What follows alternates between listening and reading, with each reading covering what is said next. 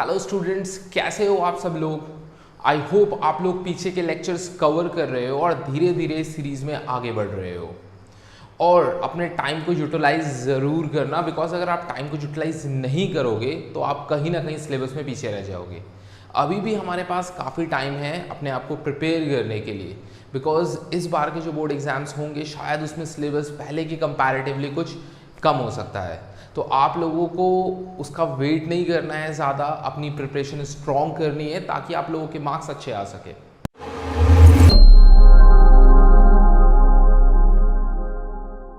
सो अब हम स्टार्ट करते हैं हमारा आज का topic, that is conductor, insulator, साथ में डाइलेक्ट्रिक। तो अब हम इसे समझने की कोशिश करेंगे। तो सबसे पहला जो हमारा टर्म है कंडक्टर, तो सबसे पहले समझते हैं कि कंडक्टर क्या होता है और क्या क्या कैरेक्टरिस्टिक्स हैं कंडक्टर के। देखिए, टर्म है कंडक्टर।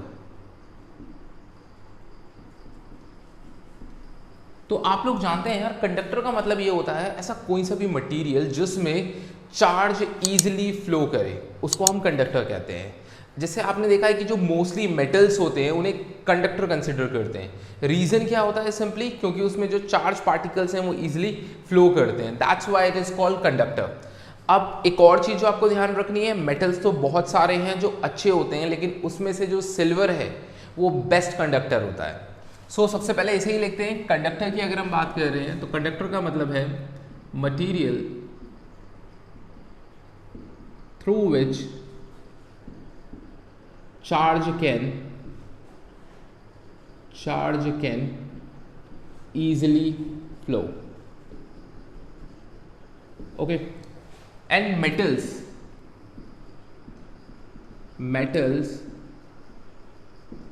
consider as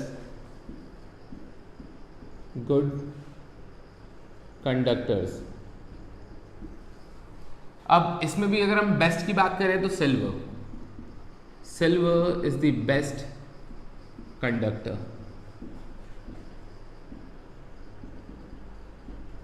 ओके, अब समझते हैं कुछ कैरेक्टरिस्टिक्स कंडक्टर के। Now the next one is characteristics of conductor. तो क्या क्या कैरेक्टरिस्टिक्स होते हैं कंडक्टर के? देखिए, पीछे हमने पढ़ा हुआ है जो हमारा फर्स्ट चैप्टर था उसके रिगार्डिंग कुछ चीज़ें, और कुछ चीज़ें हमने सेकंड चैप्टर, इस चैप्टर के अंदर पोटेंशियल की रिगार्डिंग पढ़ी है। उन दोनों ही चीज़ों को साथ में समराइज करके हम इसकी प्रॉपर्टी को समझने की कोशिश करेंगे। देखिए, मान लीजिए आपके पास एक होलो कंडक्टर है और ये कुछ इस तरीके से चार्ज है। तो हमने एक प्रॉपर्टी ये पढ़ी थी कि जो चार्ज होता है आपका, वो रिसाइड कहाँ करता है? सरफेस पे करता है। इनसाइड द कंडक्टर चार्ज की वैल्यू क्या होती थी? 0 होती थी। तो फर्स्ट प्रॉपर्टी हो गई यहाँ पे, charge reside on the surface of conductor. और अगर हम इनसाइड बात कर रहे हैं तो it means inside the conductor charge remain 0। Charge remain 0। Okay, second, इसके अंदर इलेक्ट्रिक फील्ड की वैल्यू क्या होती थी? 0 होती थी, क्योंकि चार्ज भी डिसाइड नहीं कर रहे हैं यहाँ पे। तो हम यहाँ पे लिख सकते हैं inside the conductor electric field remain 0। Now this is the second property. I hope ये दोनों प्रॉपर्टीज क्लियर हो चुकी होगी। पहला कि चार्ज जो है वो सरफेस पे रिसाइड करता है, second inside the conductor electric field remain 0। Third property, direction of electric field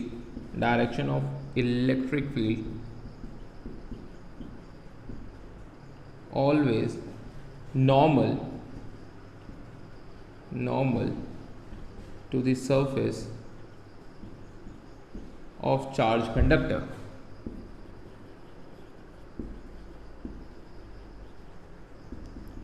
तो आपने देखा था कि जो चार्ज है वो रिसाइड करता था सरफेस पे, और जो उसकी डायरेक्शन होती थी इलेक्ट्रिक फील्ड की, वो हमेशा क्या होती थी? नॉर्मल होती थी उस सरफेस के जहां पे चार्ज है।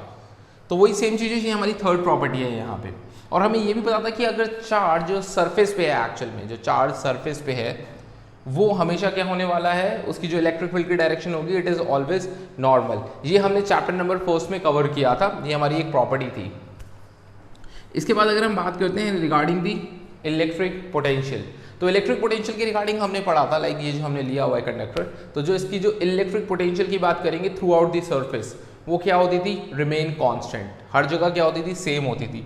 It is considered as an equipotential surface. So हम सेम चीज यहाँ पे लिख सकते हैं कि लाइक जो इसका इलेक्ट्रिक पोटेंशियल होगा, electric potential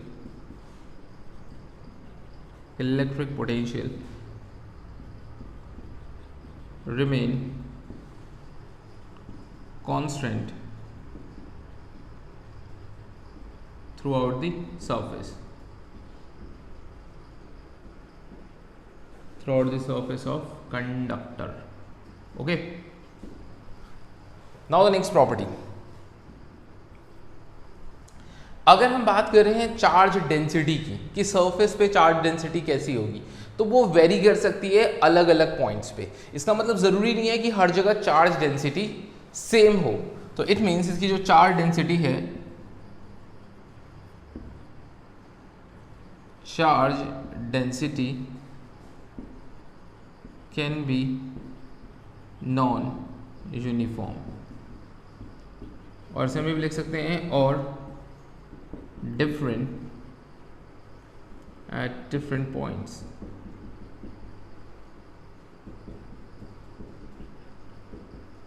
on the surface of conductor। इसका मतलब अगर हम चार्ज की बात करें, ज़रूरी नहीं है एकदम यूनिफॉर्मली चार्ज जो है वो डिस्ट्रीब्यूटेड है, वो अलग भी हो सकता है। तो अगर चार्ज यूनिफॉर्मली डिस्ट्रीब्यूटेड नहीं होगा तो उसकी जो चार्ज डेंसिटी होगी वो भी कैसी होगी, नॉन यूनिफॉर्म हो सकती है। हो भी सकती है यूनिफॉर्म, बट नॉन यूनिफॉर्म भी हो सकती है। तो आई होप आप लोगों को ये सारे पॉइंट समझ में आ गए होंगे। These are the property of conductor. अब यहाँ पे हमारे पास एक और टर्म आता है that is called electrostatic shielding. तो इस टर्म को समझ लेते हैं, electrostatic shielding. Electrostatic shielding,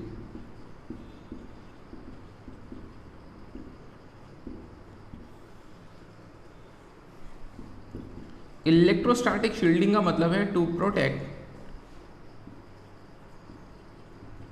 certain region from external electric field. This phenomena is called electrostatic shielding. देखो इलेक्ट्रोस्टैटिक शील्डिंग, शील्ड का मतलब क्या होता है, बचाना एक तरीके से। अब हम किस चीज़ से बचाने की कोशिश कर रहे हैं, इलेक्ट्रिक फील्ड से। तो अगर हम किसी सर्टेन रीजन को इलेक्ट्रिक फील्ड से बचाने की कोशिश करते हैं कि वो इलेक्ट्रिक फील्ड के अंदर ना आए या उस पर इलेक्ट्रिक फील्ड काम ना करे, तो उसको हम बोलते हैं इलेक्ट्रोस्टैटिक शील्डिंग। क्लियर हो रही है चीज़। अब ये हम कैसे कर सकते हैं, तो आपको ध्यान रखना है कि जो हमारे पास एक हॉलो कंडक्टर है, suppose to be this is your hollow conductor, इसके अंदर इलेक्ट्रिक फील्ड की वैल्यू क्या है, 0 है। तो इसका मतलब अगर मुझे किसी चीज़ को इलेक्ट्रिक फील्ड से बचाना है तो उसको हम इसके अंदर डाल देंगे, बिकॉज इसके अंदर इलेक्ट्रिक फील्ड की वैल्यू 0 है। तो हम इस फिनोमेना को बोल सकते हैं इलेक्ट्रोस्टैटिक शील्डिंग, बिकॉज वो जो भी कंडक्टर होगा उस पर कोई भी एक्सटर्नल इलेक्ट्रिक फील्ड एक्ट नहीं करेगा। ठीक है, एग्जाम्पल के लिए हम यहाँ पे कर सकते हैं, when an instrument placed inside the hollow conductor।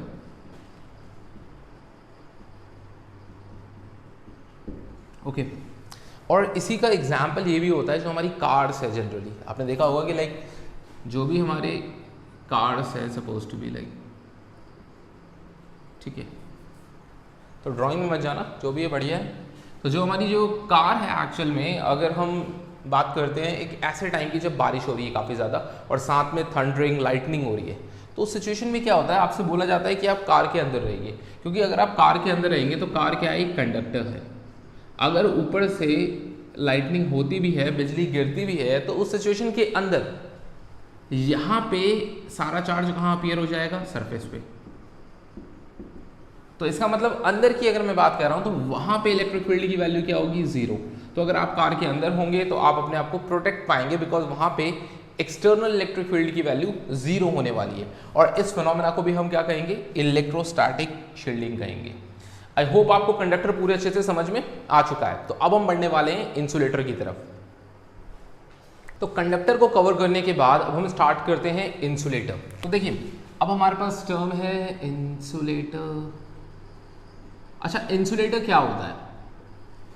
तो आप लोगों को पता है, बहुत बेसिक सी चीज़ है इंसुलेटर। इंसुलेटर का मतलब ये हो गया वो मटेरियल जिसमें इलेक्ट्रॉन फ्लो नहीं कर सकते, it is called insulator simply. जैसे हम ग्लास ले सकते हैं, रबर ले सकते हैं, पेपर ले सकते हैं, these are the examples of insulator. तो सबसे पहले लिखते हैं इंसुलेटर। इंसुलेटर का मतलब होता है material through which charge can not flow. ठीक है ना? तो इसका मतलब ऐसे मटेरियल जिस पे जो चार्ज है वो फ्लो नहीं कर सकता, these are called insulator. Example की अगर हम बात करते हैं तो एग्जाम्पल पे हम यहाँ लिख सकते हैं, एग्जाम्पल में glass, paper, word etcetera. Okay, so these are the different example of insulator. अब जो इंसुलेटर होते हैं उन्हें डाइलेक्ट्रिक भी कहते हैं। It means insulators are called dielectric.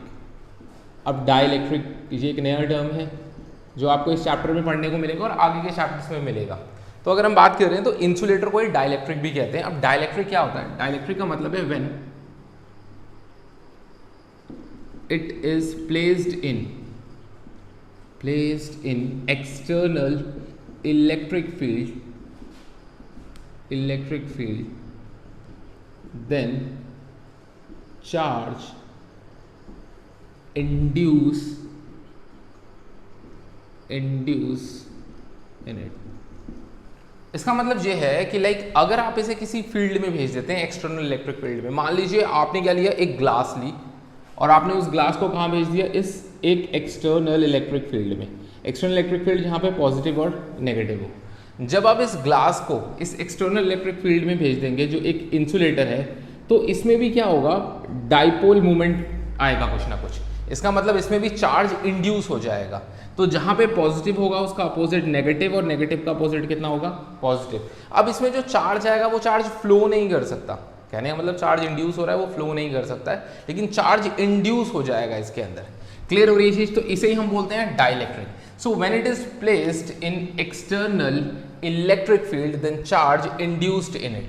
समझ में आ गई होगी ये चीज, इसमें कोई डाउट नहीं होगा, ठीक है ना? अब एक चीज ध्यान रखना, इसी से इसके डेफिनेशन को हम थोड़ा सा और बताते हैं। तो इसकी डेफिनेशन हम क्या लिख सकते हैं डाइलेक्ट्रिक के लिए?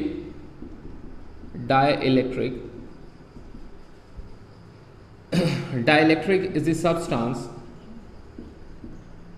सब्सटेंस और मटेरियल, कुछ भी कह सकते हैं, which can transmit electric field without conducting।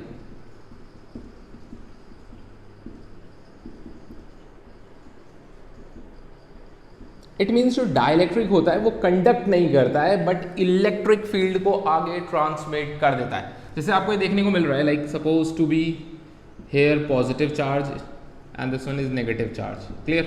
तो ये हमारा समझ लीजिए कि ये हमारा कुछ इस तरीके से, ये positive terminal of the battery और ये negative terminal of the battery की वजह से एक पे पॉजिटिव एक पे नेगेटिव चार्ज है, और यहाँ मैंने डाल दिया कोई dielectric. Suppose to be this is a dielectric. अब इस सिचुएशन में क्या होगा, जो डाइलेक्ट्रिक होगा, थोड़ा सा बड़ा बना लेते हैं, और सो लाइक सो ये जो आपके पास डाइलेक्ट्रिक है यहाँ पे, अगर ये पॉजिटिव है तो इस पर नेगेटिव चार्ज इंड्यूस होने लगता है। क्लियर? और ये जो नेगेटिव है इस पर पॉजिटिव चार्ज इंड्यूस होने लगता है। तो हम देख रहे हैं कि इस तरफ हमें इलेक्ट्रिक फील्ड देखने को मिल रही है, यहाँ भी इलेक्ट्रिक फील्ड। तो इसका मतलब हमें लगता है कि इलेक्ट्रिक फील्ड की और ये आगे ट्रांसमिट हो रही है एक्चुअल में विदाउट कंडक्टिंग। तो यहाँ पे आपको इलेक्ट्रिक फील्ड जो है वो ट्रांसमिट होती हुई दिखाई देगी, और इसके अंदर इलेक्ट्रिक फील्ड भी होगी। ऐसी बात नहीं है कि नहीं होगी आपको इस तरीके से। तो यहाँ पे हम देखेंगे कि डाइलेक्ट्रिक के पास भी इलेक्ट्रिक फील्ड हो रही है, वो भी किसकी वजह से हो रही है, ये एक्सटर्नल इलेक्ट्रिक फील्ड की वजह से। तो उसी चीज को हम समझने की कोशिश करेंगे जिसकी वजह से ये इसे हम बोलते हैं डाइलेक्ट्रिक इज सब्सटेंस और material which can transmit electric field without conducting. ठीक है, तो अभी हम इस फिनोमेना को समझते हैं, लेकिन उससे पहले एक बेसिक टर्म को समझ लेते हैं, that is called free charge and bounded charge, bound charge. तो फ्री चार्ज और बाउंड चार्ज में क्या डिफरेंस है, जैसे नाम से क्लियर हो रहा है। फ्री चार्ज का मतलब ये होता है कि जो कोई भी आपको एटम दिया है उसके पास वैलेंस इलेक्ट्रॉन है। अब वो वैलेंस इलेक्ट्रॉन जो इजीली मूव कर सकते हैं, जिसकी वजह से किसी भी मटेरियल के अंदर कंडक्शन आता है, या फिर वो कंडक्टर की तरह बिहेव करता है, या फिर उसकी कंडक्टिविटी कम होती है या ज़्यादा होती है, तो वो सारी प्रॉपर्टी डिपेंड करती है किसके ऊपर, फ्री इलेक्ट्रॉन्स के ऊपर। वो इलेक्ट्रॉन जो इजीली मूव कर सकते हैं, वैलेंस इलेक्ट्रॉन, तो उन्हें हम बोलते हैं फ्री इलेक्ट्रॉन्स। तो इसे हम कह सकते हैं valence electron of an atom which can easily flow or move from their position.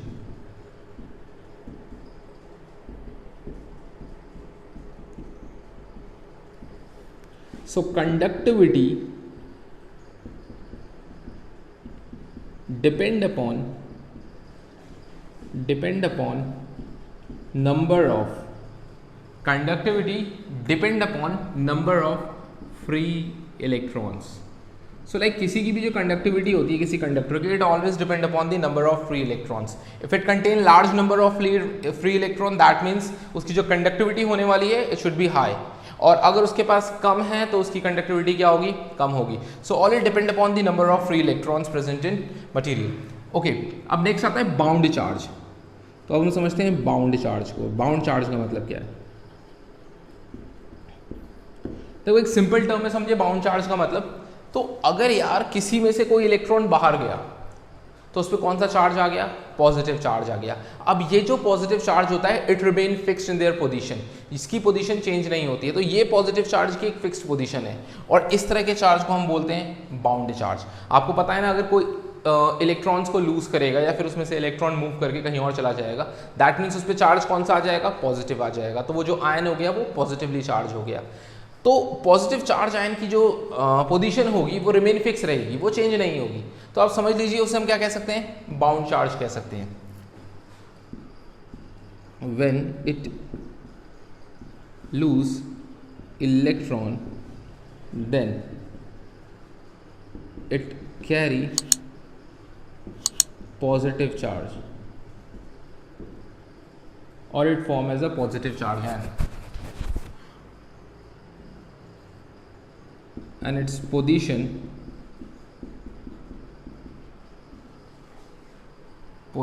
remain fixed, therefore it is called bound charge। तो जब ये इलेक्ट्रॉन्स को लूज करेगा तो then it carry positive charge, और आप इसे पॉजिटिव चार्ज आयन भी कह सकते हैं, जिसकी पोजीशन क्या होती है, फिक्स होती है। इन्हें हम बोलते हैं बाउंड चार्ज। ओके, तो हमने फ्री चार्ज भी समझ लिया, बाउंड चार्ज भी समझ लिया। तो अब आते हैं हम डाइलेक्ट्रिक के कॉन्सेप्ट पे, उसके इलेक्ट्रिक फील्ड के कॉन्सेप्ट पे। तो ध्यान से समझना, ये कॉन्सेप्ट बहुत ज़्यादा इंपॉर्टेंट है, इसी के आगे हम चीज़ों को पढ़ने वाले हैं। तो डाइलेक्ट्रिक के हम कॉन्सेप्ट को समझते हैं यहाँ पे। तो इसके लिए जैसे मैंने ये बनाया था, ठीक है, तो हमने क्या किया, ये जो है आपके पास एक एक्सटर्नल इलेक्ट्रिक फील्ड है जो हमने यहाँ बनाई हुई है। कौन सी वाली, ये बाहर वाली। This is your external electric field जो आप बाहर से अप्लाई कर रहे हैं, and this is your dielectric slab. इसका नाम क्या है, डाई इलेक्ट्रिक स्लैब। ठीक है, तो ये हमने एक डाइलेक्ट्रिक स्लैब ले लिया, एक स्लैब ले लिया जो डाइलेक्ट्रिक की तरह बिहेव कर रही है, like okay, rectangular slab like. और यहाँ पे हमने ये जो दी है एक्सटर्नल इलेक्ट्रिक फील्ड। तो सबसे पहले समझते हैं जो डायरेक्शन होती है एक्सटर्नल इलेक्ट्रिक फील्ड की, वो क्या होती है। तो डायरेक्शन क्या होती है, from positive charge to negative charge, because positive से क्या होता है, अवे जाता है, और नेगेटिव में इनवर्ड आता है। तो इसका मतलब ये पॉजिटिव है, ये नेगेटिव है। So that means this is the direction of external electric field. Here we consider as a E not suppose to be. So E not क्या है, this is the external electric field. Clear. अब देखो, जैसे हमने external electric field के अंदर इस dielectric slab को डाला तो इसमें चार्ज इंड्यूस होने लगे, इधर पॉजिटिव था तो इधर नेगेटिव आ गया, इधर नेगेटिव था तो इधर पॉजिटिव आ गया। अब ध्यान से समझोगे तो इधर देखो, ये पॉजिटिव से नेगेटिव, तो this is the direction of induced electric field in dielectric.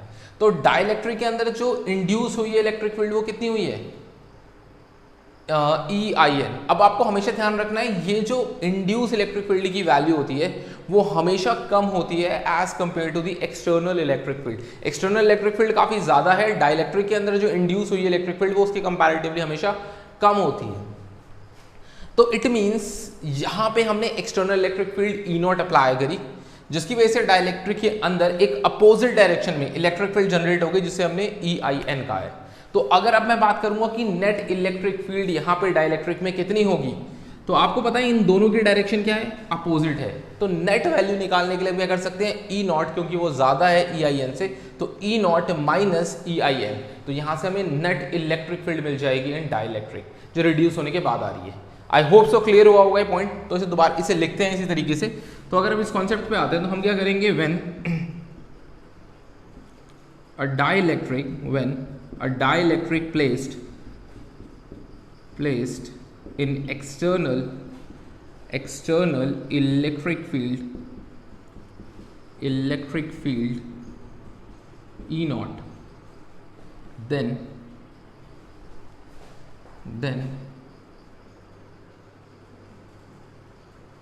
it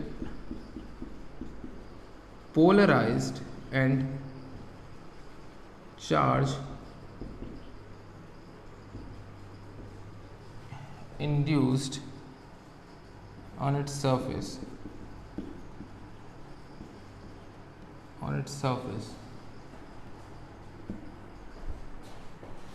electric field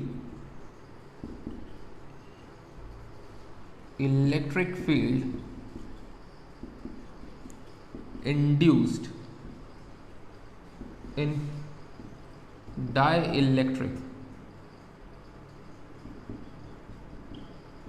इसको हमने क्या कंसिडर किया है, E I N, this is the okay. और अगर हम बात करते हैं नेट इलेक्ट्रिक फील्ड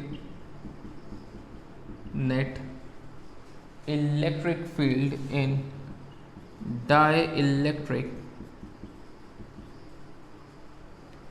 तो नेट इलेक्ट्रिक फील्ड की वैल्यू कितनी होगी, तो due to the opposite direction of external electric field and induce electric field, तो वैल्यू कितनी हो जाएगी, this is like E not minus E I N, so this is called E net. तो E net की value आपको कुछ इस तरीके से होने वाली है। आई होप सो आपको डाउट नहीं होगा यहाँ तक। तो ये हमने वैल्यू निकाली है यहाँ पे ई नेट की, and this is like E not minus E I N.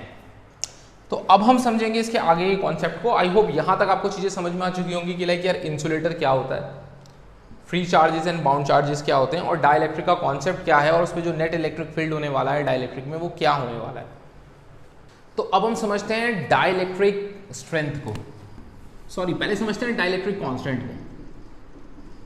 Dielectric constant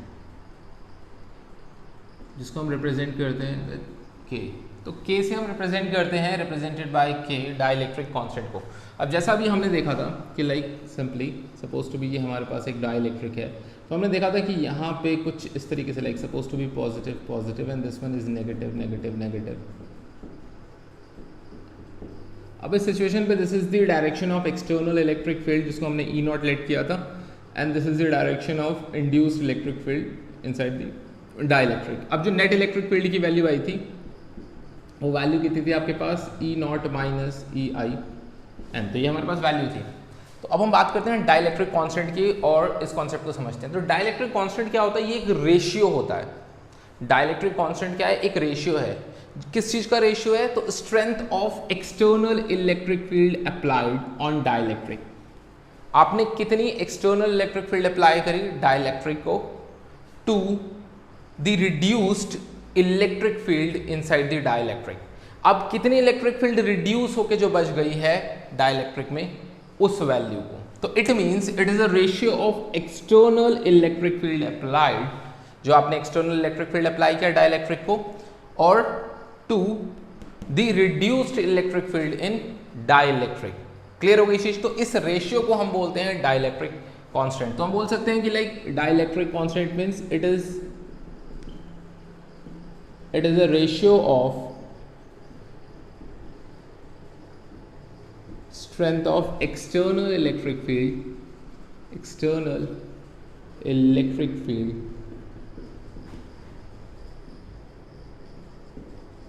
applied to dielectric to reduced strength of electric field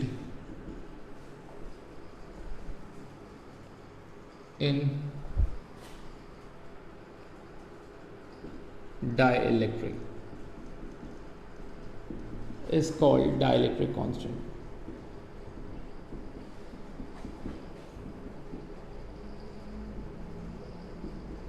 okay तो इसे हम रिप्रेजेंट करते हैं k से, तो ये हमारा k किसके इक्वल हो जाएगा, this is equal to E not by E. Okay this is k is equal to E not by k E. तो E नॉट क्या हो गया यहाँ पे, जो हमने एक्सटर्नल प्रोवाइड करी थी और जो हमारे पास आई दैट इज E, और इसी को हम k कहते हैं. अब इस k को जो है वो हम एक और चीज़ कहते हैं that is called relative permittivity. तो इसको हम रिलेटिव परमिटिविटी भी कहते हैं. तो आपको ध्यान रखना है k जो होता है इसको रिलेटिव परमिटिविटी भी कहते हैं या फिर डाइलेक्ट्रिक कांस्टेंट भी कहते हैं. And this is equal to E not by E. अब इसकी जो वैल्यू होगी वो हमेशा 1 से बड़ी होगी. k is always greater than 1, क्योंकि जो E नॉट की वैल्यू है जो हमने एक्सटर्नली अप्लाई किया है उसकी वैल्यू हमेशा क्या होगी, ज़्यादा होगी एज कंपेयर टू E. क्योंकि E की वैल्यू में तो क्या हो रहा है, E नॉट माइनस EIN आ रहा है, तो कुछ ना कुछ सब्ट्रैक्ट होके वैल्यू आ रही है E की. सो दैट मीन्स जो k होगा, k is always greater than 1. Clear हो गया concept, that is called dielectric constant. फिर अगर हम बात करते हैं डाइलेक्ट्रिक स्ट्रेंथ की, डाइलेक्ट्रिक स्ट्रेंथ,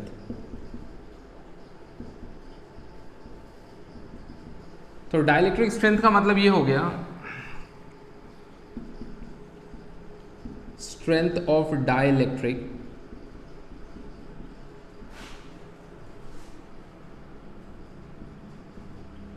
टू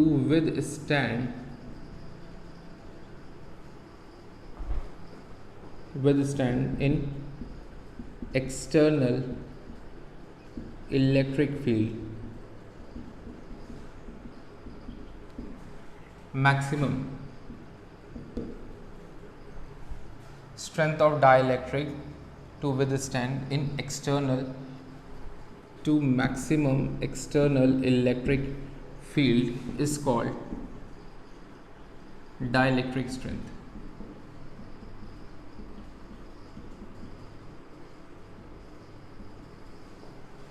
इसके साथ लिख लेना without breakdown.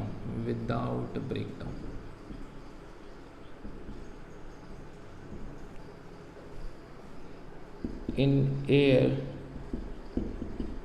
it is 3 into 10 की पावर 6. तो ये हमारे पास कुछ वैल्यू है. देखो डाइलेक्ट्रिक स्ट्रेंथ का मतलब क्या होता है, सिंपली डाइलेक्ट्रिक स्ट्रेंथ का सिंपल सा मीनिंग है.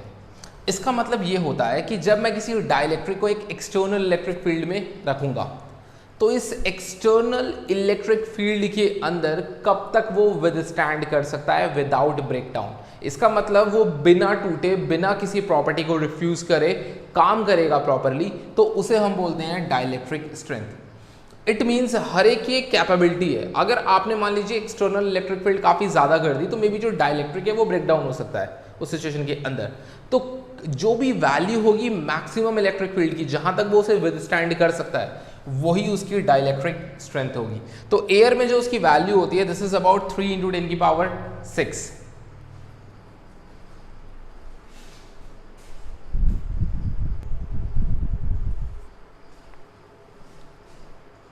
तो आई होप इतना समझ में आ गया होगा डाइलेक्ट्रिक स्ट्रेंथ के बारे में आपको. In air it is 3 into 10 की पावर 6. अब इसकी यूनिट क्या होने वाली है, तो जैसे हम इलेक्ट्रिक फील्ड के रिगार्डिंग बात कर रहे हैं तो इलेक्ट्रिक फील्ड का E is equal to dp/dr आपने फॉर्मूला पढ़ा था.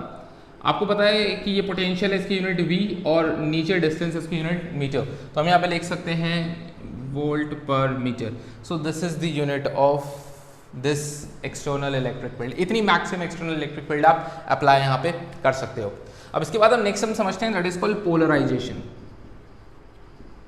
पोलराइजेशन। देखिए पोलराइजेशन का मतलब क्या है, जैसे ही हमने डाइलेक्ट्रिक को यहाँ पे प्लेस किया किसमें, एक्सटर्नल इलेक्ट्रिक फील्ड में, तो उस सिचुएशन पे इसके अंदर जितने भी एटम थे उसमें डाइपोल मोमेंट इंड्यूस हो गया। डाइपोल मोमेंट इंड्यूस हो गया किसके अंदर, इसके अंदर। तो जो भी हम देखते हैं dipole moment per unit volume, कितना dipole moment per unit volume in dielectric induce हो रहा है, डेवलप हो रहा है due to this external electric field is called polarisation. इसका मतलब इसके अंदर एटम्स हैं, डेफिनेटली अरे डाइलेक्ट्रिक है तो इसके अंदर क्या है, एटम्स हैं।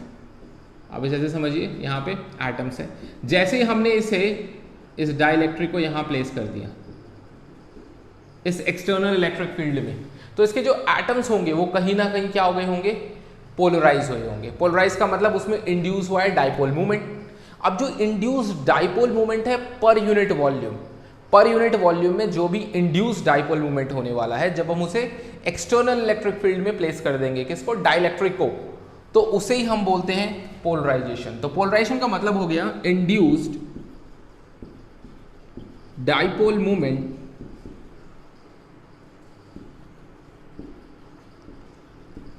developed in per unit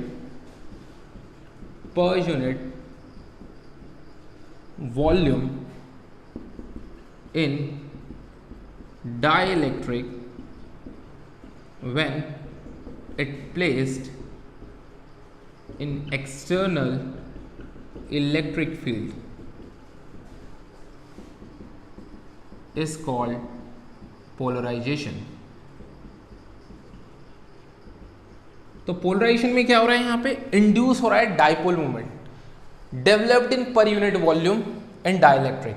तो इसका मतलब जो पर यूनिट वॉल्यूम देख रहे हैं हम कि कितना डाइपोल मूवमेंट पर यूनिट वॉल्यूम में हमें देखने को मिल रहा है डाइलेक्ट्रिक के अंदर, जब उसे प्लेस करते हैं एक्सटर्नल इलेक्ट्रिक फील्ड में, it is called polarization. Clear होगी ये चीज। अब इसको रिप्रेजेंट करते हैं, रिप्रेजेंटेड बाय कैपिटल P। इसको हम रिप्रेजेंट करते हैं कैपिटल P के थ्रू। अब देखिए ये जो P है इसका भी एक फॉर्मूला है हमारा। देखिए इस P को अगर हमें निकालना है तो इसके लिए हम फॉर्मूला क्या यूज करते हैं, और ये आता कहाँ से, देखिए like small p is the number of atom, dipole movement acquired by an atom, small p, and n is the number of atom per unit volume। Okay तो अगर मुझे इस कैपिटल P की वैल्यू निकालनी है, दैट मीन्स पोलराइजेशन की value निकालनी है, तो आपको देखना पड़ेगा कि यार पोलराइजेशन की वैल्यू निकालने के लिए, जैसे हमने ये पर यूनिट वॉल्यूम ले लिया, एक पर यूनिट वॉल्यूम का पार्ट लिया यहाँ पे, और हमने देखा कि उसके अंदर जो एक एटम है उसके जो डाइपोल मोमेंट की वैल्यू वो कितनी है, P है। P किसकी वैल्यू है, this is the dipole moment acquired by an atom, एक एटम के पास। अब उस पर यूनिट वॉल्यूम के अंदर कितने एटम प्रेजेंट हैं, तो दैट इज कैपिटल N। तो इसका मतलब अगर मैं इसको कैपिटल N से मल्टीप्लाई कर दूंगा, so this is the value of polarization. तो इसको हम पोलराइजेशन कहते हैं। अब इसका एक और फॉर्मूला होता है पोलराइजेशन का। ये जो पोलराइजेशन है, polarization is directly proportional to, polarization is directly proportional to reduced electric field in dielectric। तो जो पोलराइजेशन होती है वो डिपेंड करती है कहीं ना कहीं reduced electric field in dielectric. Reduce मतलब कितनी इलेक्ट्रिक फील्ड जो रिड्यूस हुई है उस पर डिपेंड करती है। तो रिड्यूस इलेक्ट्रिक फील्ड हमारे पास कितनी थी वैल्यू, E थी हमारे पास value, this is the value of reduce electric field. So we can write here, हम यहाँ क्या लिख सकते हैं, this P is directly proportional to E। Clear हो रही है चीज। ये जो पोलराइजेशन होती है वो डिपेंड करती है कि कितना इलेक्ट्रिक फील्ड रिड्यूस हुआ डाइलेक्ट्रिक की वजह से, उसी के अकॉर्डिंग क्या होगी पोलराइजेशन को हम देखते हैं। तो P is directly proportional to E, और इस साइन को जब हम हटाते हैं तो आपको समझना है यहाँ पे alpha epsilon not and this is E, ये वैल्यू आती है। तो एप्सिलॉन नॉट तो आप पहले भी पढ़ चुके हैं, तो आपको पता है ये क्या है आपके पास, ये आपके पास परमेबिलिटी है, ठीक है ना। तो ये आपके पास परमेबिलिटी है, और अगर हम इसकी बात कर रहे हैं इस अल्फा की, तो इस अल्फा को हम बोलते हैं यहाँ पे, ये एक तरह का कांस्टेंट है आपका, तो इसको हम बोलते हैं